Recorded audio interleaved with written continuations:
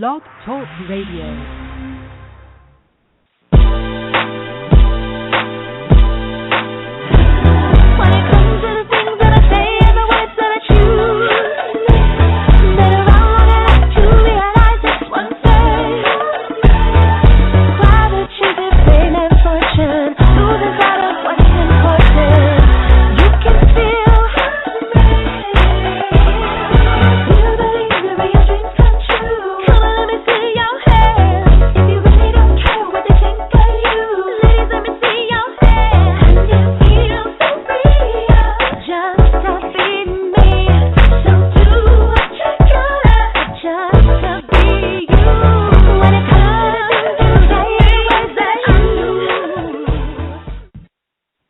Welcome to the Shanice Lewis Show, the #1 podcast for plus-size women.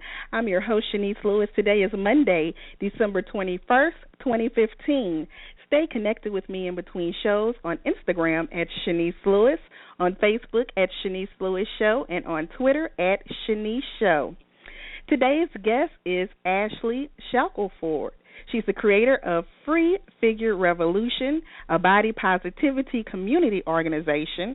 She is a contributing writer for Harriet and a community organizer at Black Action Now.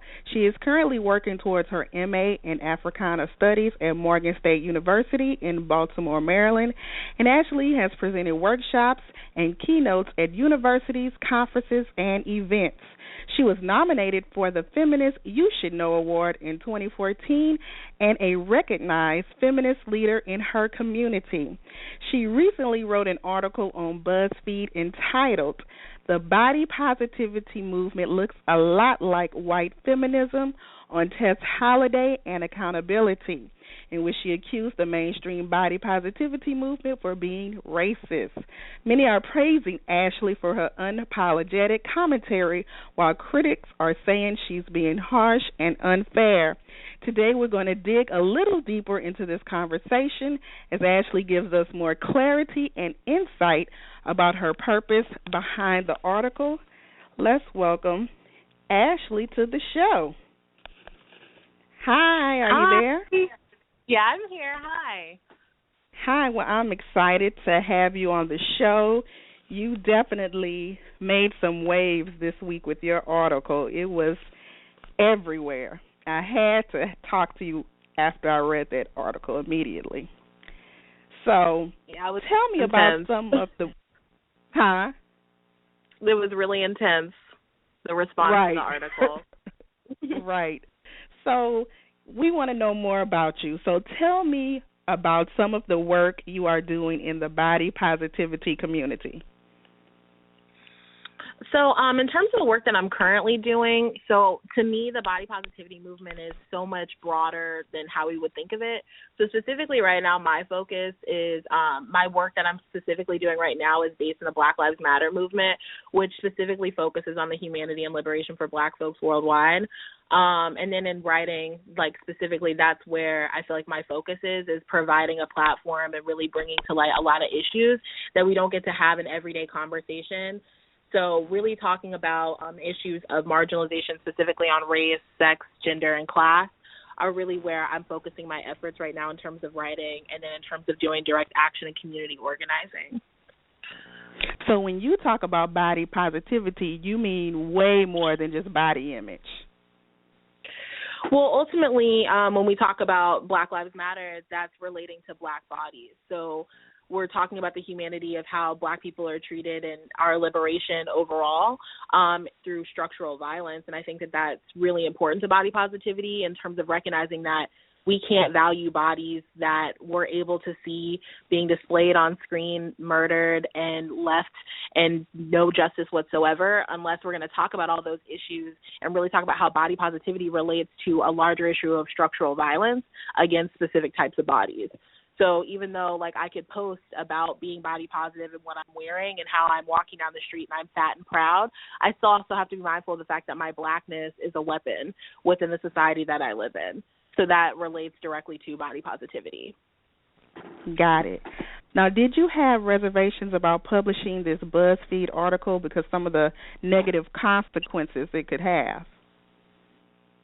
Definitely. When you're going against the status quo, specifically of white supremacist ideology, it can be life or death. So, I mean, ultimately, the responses that I got to this article, I did receive actual death threats because of the topics that I was talking about. Anytime I talk about racism or issues alike, I'm always received with a lot of negative feedback that also just implements the same violence I was addressing in the first place.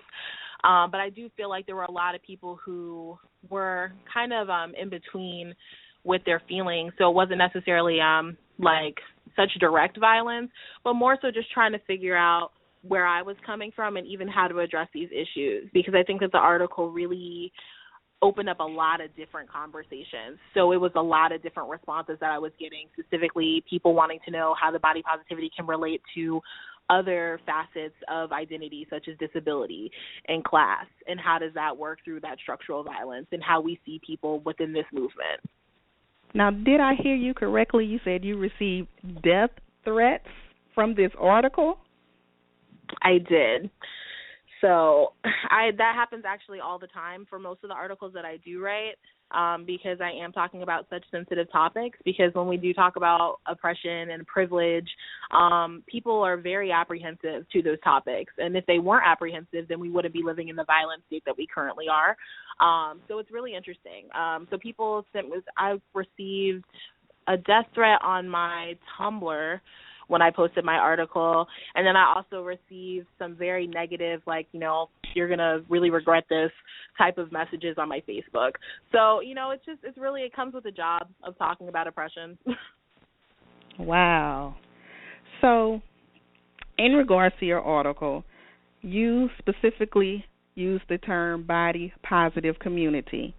Now, is that the same thing as the plus size community or the plus industry? Because I feel the body positivity refers to all sizes. However, the bulk of the women that you criticize in your article was specifically plus size women.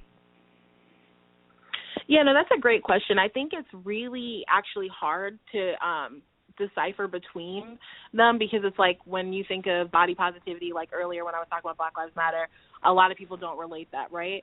But I would say that body positivity, that you can't really separate them. Like, body positivity shouldn't be centered in thinness, yet it is. And even in the plus size community, with body positivity being the purpose of having that community, correct, we still see that there is a hierarchy to worthiness. And that is correlated with how certain people get that, how people can be in the forefront, and also how people are able to navigate those communities safely and talk about what they need to. So, I mean, when we talk about the plus-size industry, though, I think that we're speaking to more of a capitalistic front of how we are selling to plus-size bodies. So, I mean, I can see how that could get mixed up, but they actually all correlate together for what I was referring to. Now, one of the people were telling me with feedback when they were criticizing you, they never heard of you, and they wanted to know where you come from with your, opinionated article. So in the past, you pursued being a plus-size model as well as a plus-size fashion blogger. So are you just some disgruntled plus model who tried to submit to the magazines you criticized and got rejected? Are you bitter about not excelling in the plus industry? That's actually kind of really funny to me. So, no, I mean, I'm just cute and trying to survive. I never actually pursued a modeling career. I did pursue fashion blogging, though. And at that time when I first found body positivity and fat acceptance, like as a community online, I specifically found it on Tumblr, and it changed my life. It totally did. So I will never turn my back on this community because I'm within it. But at the same time, it doesn't mean that we shouldn't be challenging this community to hold ourselves to a higher standard, to who we regard, to how we navigate this community and who we allow to navigate it safely. And ultimately, when I was pursuing a fashion blogging career, I never actually had contact with any of the people that I mentioned in my article whatsoever. I'm not disgruntled or bitter because this is not where I don't want to be in fashion. But I do want to talk about the liberation of all plus size and fat bodies, however you identify. And I think that that's really where I'm standing with my article and where my politics lie. So have you had any interactions with any of the women you wrote about in your article that helped form your opinion of them? Absolutely not. I've actually never met any of the people that I listed in my article at all. So you just follow them online, and that's how you... Yeah, so I mean, I've been engaged in the community for a while, so of course I'm abreast on a lot of issues, and of course, because specifically we talk a lot about fashion, like that seems to be like a huge component to the industry that we're talking about and to the movement, because that's seemingly like a very evident lack of representation that we have, lack of access to resources that we need for plus-size bodies. But so I do follow fashion within this plus-size community since that is really the forefront. So looking at bloggers, looking at what plus-size stores are available now. So even with, I followed Jessica Kane since her blog that she had, and then when she evolved with Scorch Magazine, and then also with her new store that she posted on my article, actually, for Society Plus, I believe it is. So that was like the first time I was hearing that she had like a new store too. So I mean, like, of course I'm following these blogs and keeping up with the community so that I can also know what changes are going on in the community, what awesome is going on in the community, who is really doing this work, and also like how I can get access to fashion myself. Even though I don't want to work in fashion, I still need to dress my body. So of course I'm still a part of this community in that way. So you specifically mentioned 4 plus-size magazines in your article: Plus Model Magazine, Scorch Magazine, Voluptuous, and Mode. Now, 2 of the magazines I've had the honor of being on the cover of, Plus Model Magazine and Scorch, and all of the magazines always have women of color featured some way in every issue. I know specifically with Plus Model Magazine, they have an all-black issue and an all-Latino issue that they put out this year that exclusively featured women of color. So what more do you want to see? That's a great question. So in terms of that, it's not enough to put us on covers. To be honest, diversity is a hot commodity right now. So ultimately, it's not enough to just show and tell. We need to be included in the decision-making and the productivity of this industry and movement. And we also need to be at the forefront. We need to be getting paid at the same rate as our white counterparts, and we also need to just be incorporated in a way that shows that we're humanizing marginalized groups, especially when it comes to Black and brown folks that need to be a part of this community more so, and in terms of navigating that. So that's really important. So you feel there isn't a woman of color that is equivalent to the women that you mentioned? So not a visible woman of color in the sense that you are oppressed by color. But when we address these issues, I think it's really important. So it's like easy to say that, to make an analogy, it's easy to say that when we see Oprah, we think, wow, all Black people made it. But ultimately, one Oprah doesn't speak for the millions of Black people that are living impoverished. So when we see diversity in terms of the show and tell and we're on the cover, are we a part of this creativity? Like, are we a part of the behind the scenes and making sure these models we're not just one issue, that we're always in the room, that we're always a part of making these decisions? Is our humanity always in that space? Or is it just a chosen point to center us at once a month, a year? So ultimately, I'm not looking for a Black History Month of a magazine, you know what I mean, to make an analogy. I think ultimately what we need power players that are people who represent us in those spaces, making those decisions and challenging the overwhelming whiteness that is within this community and that is centered within this industry. So how do these magazines, in your opinion, marginalize women of color if they are featuring them constantly? I know you're saying, the people in power need to be more colorful, but you don't think the magazine still has the ability to uplift all women? So with that, I mean, it's also more than just race. We need people who are not only visibly, it doesn't necessarily have to be a woman of color, it needs to be a person of color. It would be great to see gender minorities within those roles, but that also includes trans folks, gender nonconforming folks. It includes queer folks. It includes disabled folks. So, I mean, again, we're looking at a lot of different forms of power in the people who are sitting at the table making these decisions. So it's more than just whiteness. It's more than just white passingness. And I think ultimately with that, you know, it really shouldn't be about more so like showing receipts for what's not there. If there was diversity implemented, you know, for example, I know Jessica responded to my article, and she wouldn't have responded the way that she did in her commentary if she would have been more willing to actually listen to a Black woman, myself, talking about these issues of racism and diversity. So ultimately, I mean, what does that really say if you're not going to listen to the people you're apparently championing for? Like, if you're not willing to actually listen. So what does that say when you just put us on the cover but you don't want to listen to us? Now, speaking of the magazines that you talked about, one of them was Mode. Mode has been defunct for years, since 2001. So why would they even mention in the article? Because they're kind of irrelevant for today. Yeah, they definitely are relevant.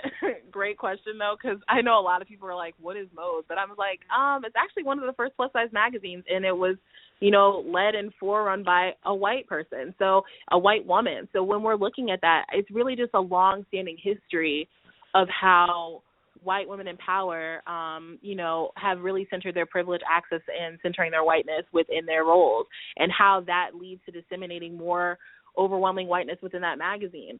So really, ultimately, like, because I know that you had asked this earlier, it's more so like, you know, if these white women or white passing women are leading these magazines, does that mean that there could never be real, true diversity?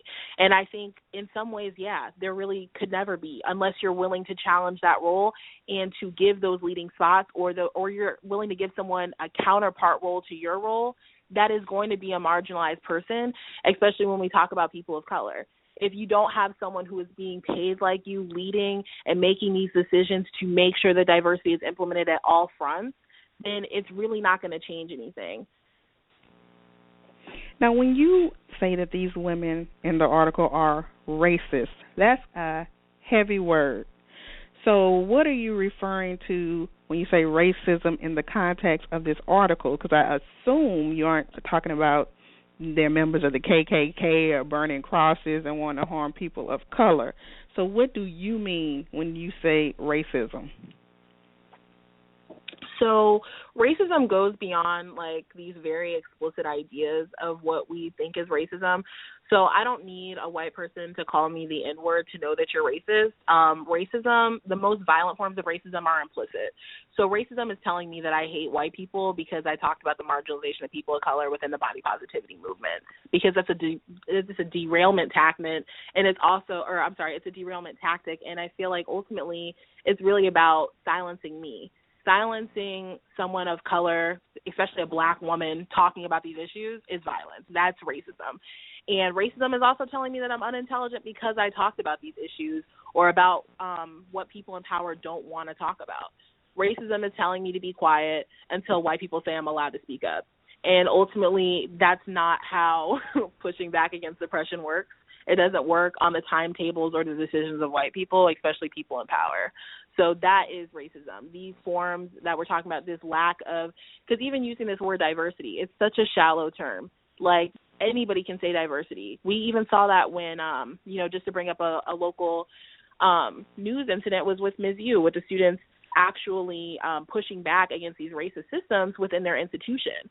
So, I mean, you have Black students in the school, yet they don't feel comfortable. So what does that say about the Black and brown people that are in this industry but aren't able to say anything because they're not allowed to? Because once they do, it means it's threatening their career. It means it's threatening their access and their paycheck, because now they've upset someone who's in power who, lo and behold, is white.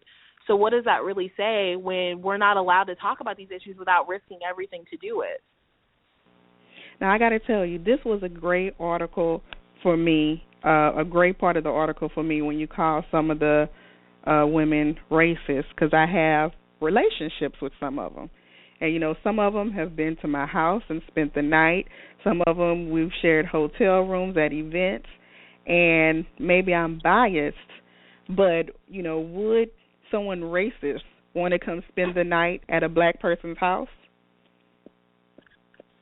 Definitely. I mean, some of the most racist people I know are people who say they love me.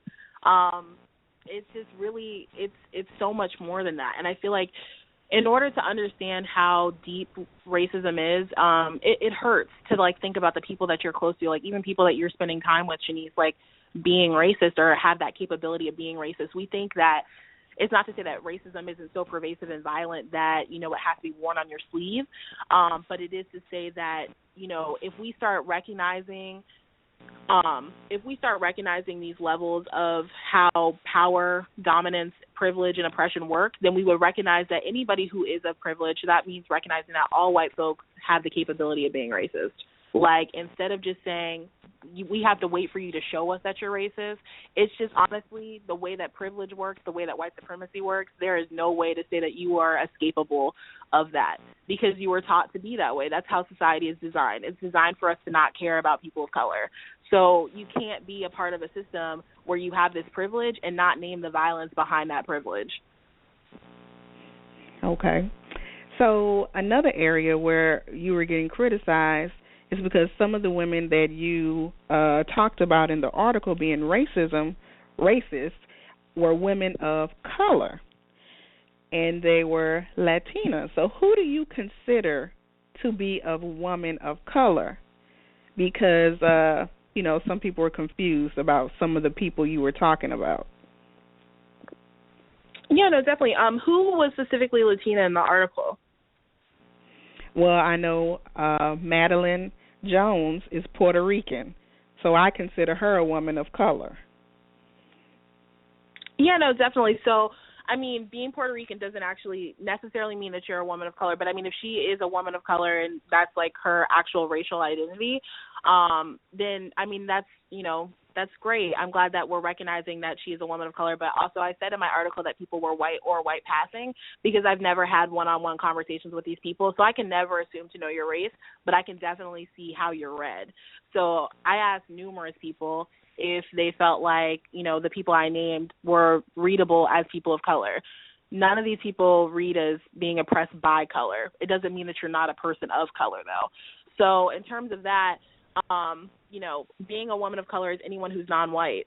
So that means that, you know, Madeline or Maddie, I'm not sure because some people refer to her differently, is, you know, a woman of color. I'm not taking that away from her whatsoever, but it is just to say that if you read as white, then you're being treated like you're white. So you're navigating the world in white spaces with a white face, and that makes a huge difference in how the privilege works for you. Okay, and I guess that's something that could be debatable because some people don't feel she looks white and she has some ethnic characteristics. So that's something, you know, I guess it just depends on your opinion. No, definitely agree. That happens all the time. Like, I mean, honestly, to be real, like, you know, even as like a very like light-skinned black woman, like I feel like I'm constantly like telling people that, you know, I'm 100% black. But people always want to ask me, like, what are you? What are you mixed with? And I feel like that's privilege. Right. I have to recognize that as a racially ambiguous black person, that not when I'm traveling the world, when I'm navigating the world, people don't always read me as black. So that means that I have a lot of privilege over other people who may be darker skinned or maybe have different phenotypes than me. So, you know, in terms of, you mentioned a lot about white passing and in saying that they are privileged and can possibly be racist in this community. So who exactly are you championing for? Is it only dark-skinned women of color, or is it specifically African Americans? Because it can get kind of confusing when you say the white passing and they're women of color too. You know, definitely. Great question. So I champion for all marginalized people, and I mean that would include Madeline Jones, like, because you're a woman of color. But it also means that it doesn't mean that you don't have privilege in how you navigate your oppression. So, I mean, ultimately, I'm championing for everybody, but I also recognize the privileges within oppression. Like, it doesn't, everybody has privilege, everybody has oppression in some way, shape, or form. So in recognizing that, like, you know, I mentioned earlier, having light skin privilege. Like, I deal with that all the time, but it doesn't not make me a participant in violence against darker skinned people, not purposely, but because that's what I represent, because lighter skinned people are privileged in a lot of ways in how we're humanized and how we navigate the world. And I think that that's really important to recognize in how we are, like, in being women of color. We still have to recognize how we have privilege over other people. So that's what I would say. So some of the women in your article, they might be white passing or white, but some of them are dating and married to black men or men of color and have biracial children. So can that exclude them from being racist? So, no, because, slave owners raped and enslaved black people constantly. That doesn't actually mean anything. So, I mean, when we look at that, that has a long history of how we look at interracial couples now. So it's just like, a white person, I could be dating a white person right now, and it wouldn't make them not, it wouldn't make them not culpable of being racist towards me. So, being able to date or even have black children does not excuse you of your possibility of being racist or anti-black. And, a lot of people would argue that racism and anti-blackness are actually two separate entities because anti-blackness is very specific and pervasive in different ways, especially when we're looking at white supremacy as a whole. Now, see, when you say white supremacy, I think of KKK, I think of skinheads, and I think that's why this was so offensive to some people. Because I guess there could be different levels to racism, and I guess when you say the word, we always think the worst. Yeah, no, definitely. And I think that that's actually how, white supremacy, has us navigating this world where we feel like we keep racism so far at bay that you feel like, no, someone really has to call me the N-word or really try to, purposely kill me because I'm black. To tell me that they're racist, but the most racist forms are the most silent. It's someone trying to touch your hair and not ask for your consent or even think that that's weird to try to reach out to touch somebody else's hair. So, I mean, that is such an everyday form of violence that we see all the time. So when I'm saying white supremacy, I'm actually talking about a larger power system that, really speaks to all these different facets of violence and oppression. That includes racism, ableism, classism, capitalism. It includes queerphobia. It includes transphobia. All of those things are incorporated within white supremacist structure. But also it speaks to individualistic characteristics of inhabiting white supremacist forms, and that includes being racist and the ways of not having someone who's a person of color sitting at the table making decisions for this industry. That also includes, silencing black and brown women or just black and brown gender minorities for speaking out against these issues so outwardly. With my article, immediately I was met with silencing tactics, derailment tactics, making this seem like I'm really out to just get all white people and then specifically out to get Tess. And so I feel like that really speaks to the fact that nobody wants to talk about racism unless it's on a dominant, which really just speaks to having white people determine how we talk about these issues. And that is just even more racist. Now, you mentioned Tess. So that was the second part of the article was specifically about Tess Holliday. And while it's understood you were trying to use Tess as an example of privilege, some people felt you just kept going on and on and on about her, which discredited the article because it seemed like you had something personal against her. Definitely. So it would seem that way to people who are invested as Tess, being the leader and icon of the body positivity community currently. And I mean, I would be upset too in reading the article and not being aware of how Tess was a clear example of how this community will protect white womanhood over threatening the status quo of whiteness within the movement. But no, I don't have anything personal against Tess because I don't even know Tess. I don't, care to seek out a relationship with Tess. I don't expect that we will ever talk.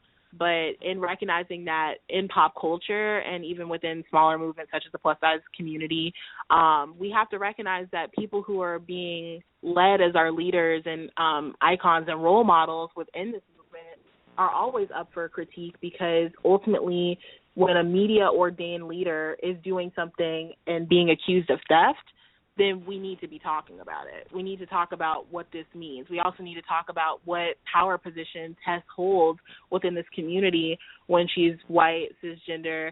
I'm not sure how she identifies sexually, but, seemingly heteronormative, and how that plays into our ideas of body positivity and who's really worthy of having access to body positivity or self-love and acceptance.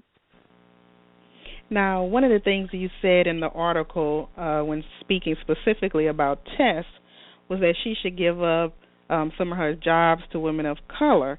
Now, many thought that was a very unreasonable and ridiculous statement to make because everybody's trying to make a living.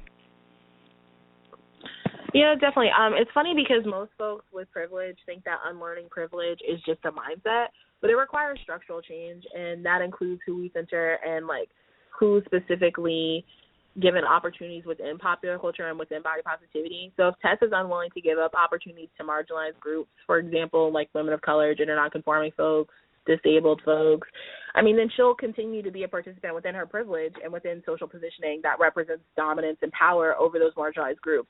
Because everyone's trying to make a living, but it's interesting how the first response to Tess giving up a job to women of color is so ludicrous to them, but ultimately has never crossed anybody's mind that because Tess has been accused of theft, that she's actually been taking from people who are making a living too. So but just really because you're used to success doesn't mean you have a lot of money in your bank account, and she does have a child and that she has to take care of, so she needs money. That's understandable, but also whiteness allows you access to more capital in the first place.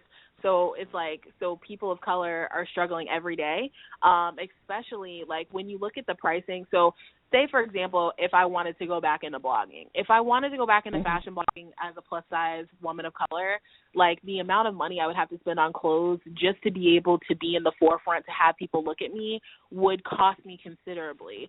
But I'm literally living poor, impoverished as a college student just trying to survive. I don't have a child, but I'm also Black, queer, and trying to navigate a society that is trying to seek to destroy me at all given terms.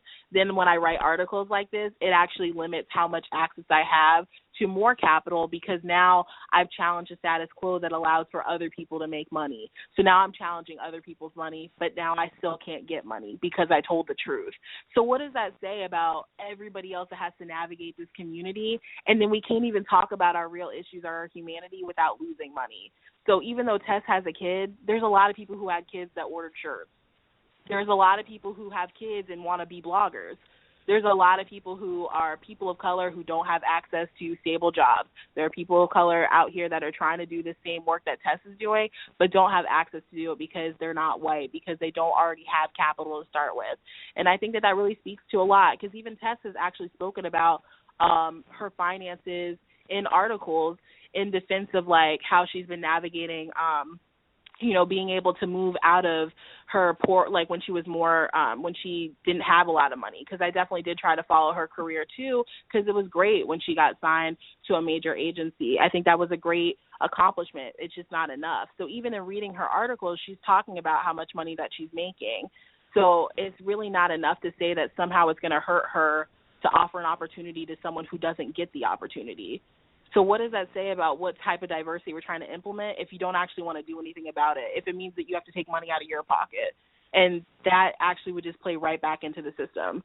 If you're not going to take, say, for example, when we talked about the magazine owners, if you're not willing to invest in women of color to the point that they can sit at the table with you, then you're not willing to actually implement diversity.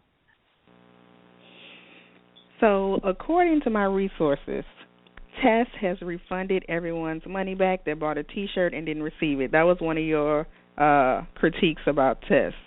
Now, I don't know if that's true or not, but however, it seems she's trying to make amends. So regardless of her race, shouldn't she be given a second chance to redeem herself? So two things. Did you read the Refinery 29 article that she was interviewed in? No, not entirely, no. Okay, so she offered up a missing order form within the article. So, I mean, if all the orders were taken care of, then you wouldn't have put the form in the article. Also, a lot of people actually contacted me after my article that I wrote, letting me know that they still hadn't received their refund. So there are actually still a lot of people who are waiting for their refund. So ultimately the orders actually aren't taken care of, and it's really not about Tess. And we can't actually move away from her race, though. So I know that you said regardless of her race, shouldn't she be given a second chance? I said that in my article, that whiteness is always afforded the benefit of the doubt. You're always still going to be seen innocent, even if she really did meticulously deceive people to take money from them. It would still be okay because she's still a white woman. So it's just like, oh, you made a mistake, we'll hug you through it. But if this was a woman of color, she would never have access to anything in this industry again. She would never get a job again. She literally would have been paraded around. I kind of believe that. I mean, I do think Tess should be able to, redeem herself. But I do agree that if it's a woman of color and she messes up, she'll be ghetto, ratchet, wouldn't be embraced as well. I do agree with you on that. Yeah, because, I mean, and I'm sure, even in your own personal experience, that it's just like that, you have to be twice as good to have half of what a privileged group has, and that speaks to whiteness, as navigating the world as women of color, especially being black.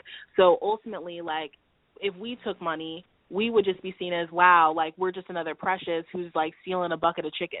Right. But Tess would never be seen that way. She would never be seen as a Precious because her body doesn't represent trauma. Her body doesn't represent poorness. That's what blackness represents, and that's what we really need to be challenging, because ultimately my article isn't about, tearing Tess down. It's about recognizing that this entire community is willing to hold Tess through her poor decision making, rather than actually addressing how her whiteness is protecting her, and no one wants to speak out against it. So in what way do you want to see Tess held accountable for her actions that has not yet happened? I think Tess should just make a public apology. I mean, before I wrote my article, I did my research. I didn't see that she made an actual public apology saying that she's sorry, and that she actually, outside of the article with Refinery 29, I didn't see any specific posts that Tess had made about this situation publicly, really acknowledging her behavior and what happened, to make sure that people actually have access to finding ways to get in contact to get their refund, and also just, saying sorry, actually really feeling sorry for the fact that there were people invested in her navigation of the body positivity community, in her movement, and they really wanted to support her, especially because also the proceeds were going to charity. So this was really more than just being invested in Tess. This was really investing in a larger cause of domestic violence. So ultimately, addressing how sorry you are, I think, is the first step. But also just, I really feel like it's not really about what Tess should do at this point, because, what Tess does at this point really doesn't matter, because Tess is going to be just fine. I'm looking at this industry and this community to hold Tess accountable, because it really just speaks to what you're willing to risk when it comes to whiteness and social capital. So are you willing to call Tess out as an industry leader, as a famous plus-size blogger, and say that this isn't right, that some people in our community, that there are fat folks who have been taken from and didn't receive a shirt, didn't receive a refund, didn't receive an apology? Are we going to talk about that? Are we going to talk about how that speaks to the larger issues of not being able to hold people of color within this community? So you wrote this article, and it got shared, I think, over 1,000 times. I'm just estimating. It might be more than that. So a lot of people saw this article, and you might have given exposure to some of the white women that you are criticizing. So why didn't you use your platform and your voice to uplift and give exposure to women of color in the industry that are doing positive things instead? That's a great question. Actually, surprisingly, anytime I write about really calling people out, that's always the question that's asked, is why not uplift whatever group is not being centered? But why can't we do both? well, I really feel like, what is the issue in doing both? I think realistically it's about hurt feelings and white tears, and I feel like that really is just speaking to coddling a respectability politic of addressing these issues, which doesn't actually address them. And I feel like there are some people who have to navigate this community and this sphere in that way to survive, and that's perfectly fine. I'm sure there are so many women of color that are out there that are either bloggers, models, or just participants within this industry that feel like they can't speak out without losing what they have and doing what they love. And I feel like that is okay, because if you need to do that to survive, that is okay. It's still violent, but it's okay. But as somebody who writes about this and doesn't have anything to lose within this community besides just gaining liberation for my fat body as a Black fat femme just trying to survive, I think I'm just willing to really go out there and say that people need to be called out, people need to be loved. And I feel like I'm willing to do both. I feel like I refuse to be silent in the face of oppression, and I feel like people need to be called out, people need to be uplifted. But the fact that we can only say words like diversity and inclusion and not acknowledge the violence that created the need for these words is telling. Well, one of the things you mentioned in our discussion is how you want a woman of color to be, you know, a leader equivalent to some of these people that we've talked about. Now, some critics are saying there are women of color that are equivalent to these women that are in the plus community, and there are, you know, African American and Afro-Latina leaders that you ignored their accomplishments and diminishing, saying that they're not equivalent. I'm not saying that at all. Nowhere in my article did I mention what we're doing for ourselves or what role that we're playing that benefits this overall idea of diversity. Because a lot of people are like, you forgot all these people, and it's just like, I actually didn't. I specifically wanted to focus on calling out the industry that is not holding us. So, and that includes really addressing the most pivotal people that we see in power that seem to hold a lot of cards. They're not the only people who have power, though. So I never explicitly said that.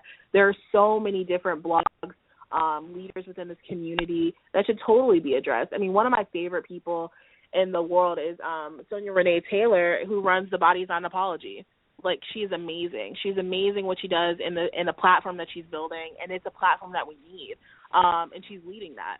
Also, great writers who are also fat and Black and out there really putting themselves out there, like Cortez, who is an amazing writer on the Body is Not an Apology. There are plenty of people that I see doing this work, but it doesn't mean that in this article that, you know, because I didn't specifically mention anybody, that I was actually trying to forget the folks that are actually doing this work. I was really trying to really center on who we need to be holding accountable right now. I think that a lot of people write articles on blogs, magazines, and people that we need to be uplifting, but this article was leaning towards the accountability piece. So what are some action items that listeners can do to promote racial diversity in the body positivity and plus communities? Because after you criticize someone and saying they're not doing something right, then I think we need to say, you know, specifically what should they be doing that they're not doing. Because a lot of people read your article and are just clueless as to what you want. What more could they do? You know, definitely. So great question. I think the first thing that people can do in terms of especially recognizing racial diversity is when you are in a position of privilege or and whiteness, that you should listen. Listening is the key. And I know it seems like such a shallow action plan, but it's not. It's actually the most important thing that you can do is listen. And it means that fully, attentively listening. For example, I know I mentioned this earlier, and it's really not about dragging Jessica, but it really is about recognizing that Jessica was a key component in recognizing that this conversation needs to happen because her commentary was completely inappropriate.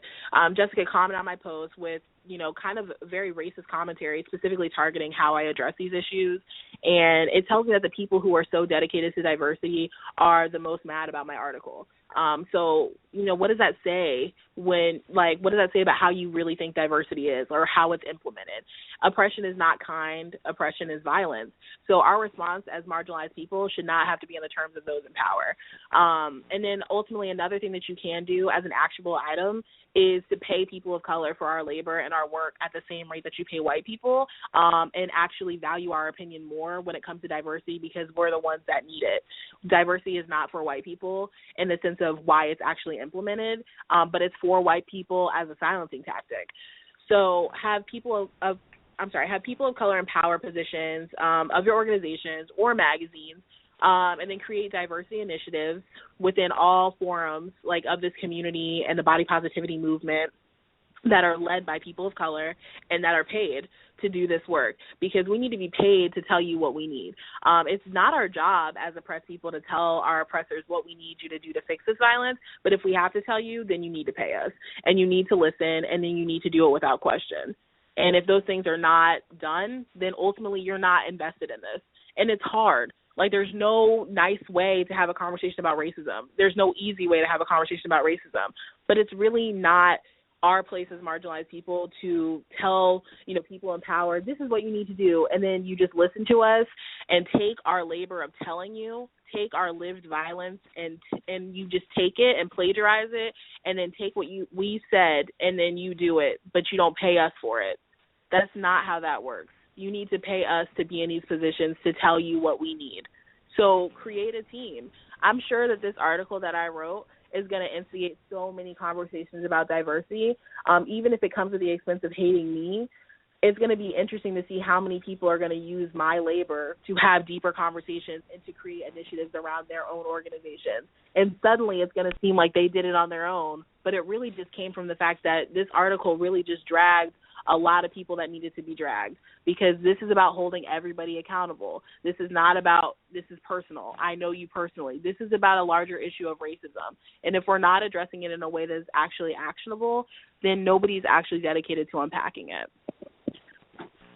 Well, I know after some people listen to this interview, they're going to say you are militant and you just, putting down white people for no reason. What would you say to that? I would say, to people who think I hate white people, I would ask them, and most of the time it's going to be people who are white who are saying that, I would ask you, do you love black people?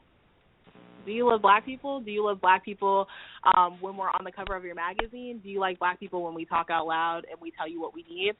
Because then the question is if you don't love us when we talk out loud and it's something you don't like, then you don't care about us. You don't love us. You don't care about our humanity.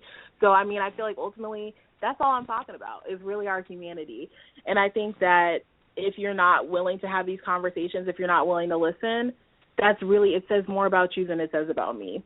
And I'm actually really okay with being seen as militant because, that's how I am in my politics. It's how I have to be to survive, to navigate a world that is really not created for me. It's not created for you. It's not created for a lot of people who are marginalized in this community, and it's really important that we recognize that. So in order to change and to really, build a community versus, just kind of like a group of people that navigate this small world together, to actually build community, we have to have these conversations. And it has to include people like me who are, saying the hard truth in a way that, doesn't have a chaser.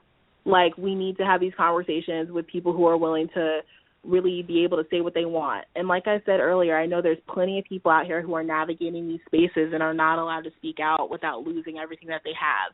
And that is violence. The fact that people can't talk about their own humanity without losing job opportunities. So we really just need to keep talking.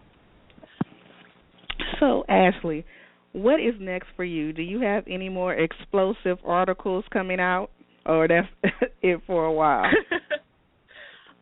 To be honest, I feel like coming up soon, I know I'm going to have a lot more articles actually about these very topics, especially diversity in the plus-size community. So you can look out for them. I actually have a personal website, blackfatfemme.com. So you can definitely go there and see the articles that I posted.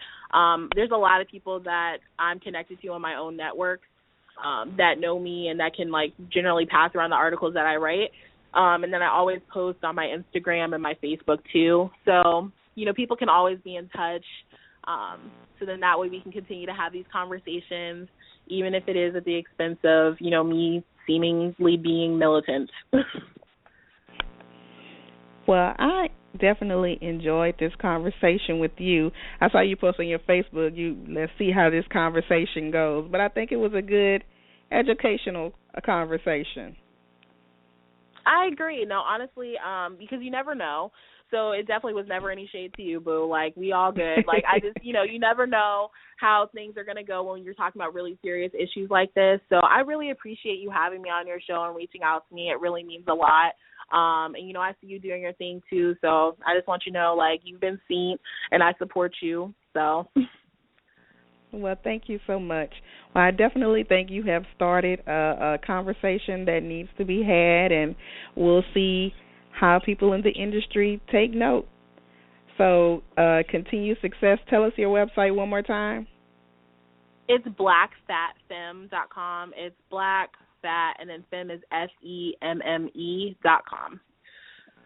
And you're not on Twitter, right? I'm not. I mean, I am, but I'm not. I mean, when I tell you I don't rock with Twitter, but it's Ashleigh. So what's the best social network to talk to you on? Facebook. I know it's so weird, right? But I love Facebook. So I'm Ashleigh Shackelford on Facebook. Just add me or follow me, and then that way you can see my posts. I'm nowhere near, friend capacity. So, honestly, I could take on a whole bunch of friends. I just got, 200 friend requests in the last couple of days anyway. So, honestly, I know you have. Yeah, it's been really intense, but it's been great. Well, thank you for being on the show, and continued success, and I'm going to keep my eye on you to see what else you have up next. All right. Well, thanks so much, Shanice, and good luck with everything with your endeavors, and I hope you have a great night, okay? Thank you. You too. Bye-bye. Bye. So thank you to my guest tonight, Ashleigh Shackelford. I definitely want to hear your feedback. Tweet me, post on my Facebook. I want to hear your thoughts. And if you haven't already, don't forget to join our fan page on Facebook at facebook.com/Shanice Lewis Show. I've been your host this evening, Shanice Lewis. Thank you for tuning in and supporting. Until next time, keep thriving in your curves and be blessed.